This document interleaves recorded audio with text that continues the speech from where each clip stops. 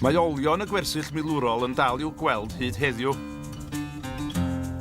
Yn ogystal â'r nifer o bontydd oedd eisoes yn sefyll fel Pont Cain, roedd gofyn i'r swyddfa ryfel adeiladu pontydd newydd pwrpasol, rhai fyddai'n gallu cynnal pwysau offer a cherbydau trwm.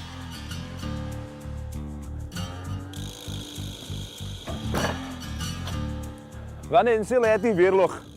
Be di o de, di maes ymarfer, lluchio bomia llaw, grenades, a beth sy'n yma ydi ffosydd efo concrit yn ffortifeio nhw.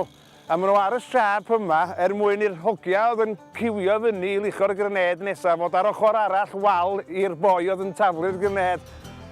A fyny fanna, ar yr arsyllfa yna, fysa'r swyddogion yn gwylio pwy oedd yn gallu taflu'r grenade bella neu efo mwyaf o anel, taflu nhw fewn i ryw hwps ar y llawr. Rhywbeth tebyg i hyn, sbiwch. Dwi'n mynd i dynnu'r pin, oce? Ond dwi'n mynd i gogio bach.